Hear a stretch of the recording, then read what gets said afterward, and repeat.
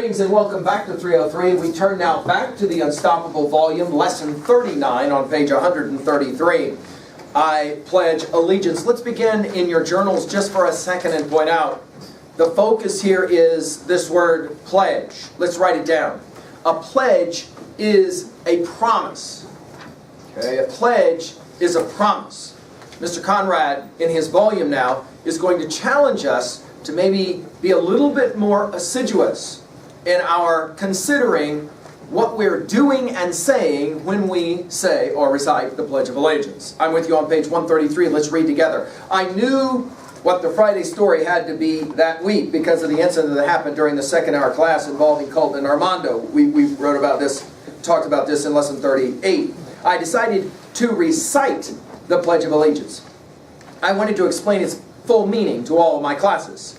Little did I realize that Friday that I would later recite my interpretation of the pledge in front of 2,500 people.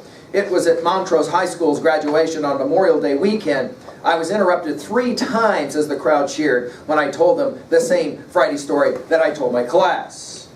I pledge allegiance to the flag of the United States of America. I questioned my first hour class. What does allegiance mean? Unbelievably, no one knew. Okay, I said, your Bulldog football team is playing the Steamboat Springs Sailors. Who are you cheering for? Bulldogs, the class shouted in unison. That's what allegiance is, I explained. It's devotion to a person, cause, or in this case, a country.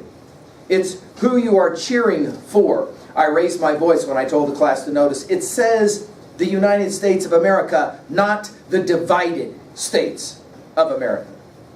And to the republic for which it stands. A republic is a form of government. In the United States, it's a government of the people, by the people, for the people. It's not about the politicians in Washington. The politicians make me so mad. There are days I don't feel like doing the pledge, I told the class. However, I pledge to honor the ultimate sacrifice people like Chance Phelps made. He was one of the many who paid with his own life for us to be free. One nation. In addition to my class, I told the crowd at Montrose High School, we're not an Irish American.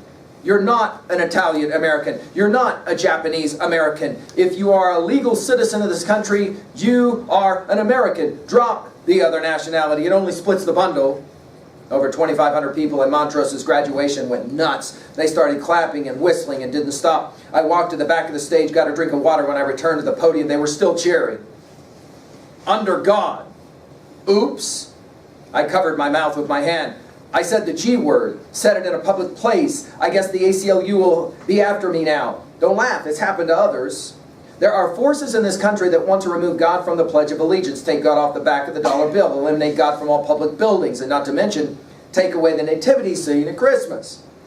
Here's a little statistic for you. If you don't believe this country's been blessed by God, 90% of the world's population doesn't even own a car. They live in poverty by U.S. standards. One thing that cannot be denied, this country was founded and based on a belief in God. God, please continue to bless America, I said. For the second time, the crowd went wild. Indivisible. This country tried it once. We called it the Civil War. We were divided. The North had its own flag, its own money. The South had the Confederate flag, the Confederate money. Brother fought against brother as a divided nation fought with itself. Not far from my childhood home in Pennsylvania was the Battle of Gettysburg. Over 50,000 Americans died in those fields. Some of the creeks ran red for days with the blood of Civil War soldiers. If you ever get the chance to go see the battlefield, do it. I challenge my students in my class and the crowd at graduation. The battlefield has been preserved to be just like it was during the Civil War. You will literally be transformed to another place in time. Most unforgettable for me personally was what I saw in the museum. In addition to all of the artifacts and relics, they found many bullets. Shockingly, many of those bullets hit head on. Americans from the north shot at Americans from the south, and their bullets hit in midair. What are the chances of that? It's a gut-wrenching example of how divided this country once was. We must never go back. Ironically, having said that, when I was in first grade, the alarm would ring and the teacher would lock the door and turn off the lights. All of us kids would hide under our desks. Who were we hiding from? We were hiding from the USSR, and the fear of the Cold War was anything but cold. Sadly, since the tragedy at Columbine High School, the alarm will ring at our school. The teachers lock the doors and turn off the lights. All of the kids hide. But we're not hiding from the Russians anymore. We're hiding from each other. Kind of scary. With liberty and justice for all. We haven't always gotten that right in our country. Just ask the Indians, ask the blacks, but I believe we got it right now. As I write this, the United States is building a fence on our border with Mexico. That fence isn't to keep Americans in the United States, it's to keep the illegal aliens out.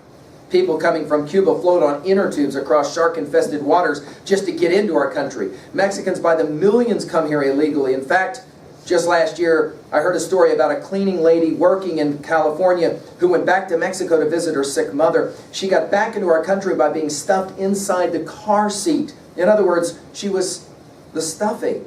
A big part of the reason they come here is because the average daily wage in Mexico is under $5.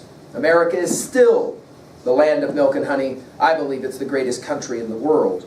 I then challenged the students in my class and also the graduating class at Montrose High School to make sure they help, quote, keep it that way, end quote. So you can imagine their reaction when I introduced them to one of my former students. He helped keep it that way, I exclaimed. He's the blanking Mexican.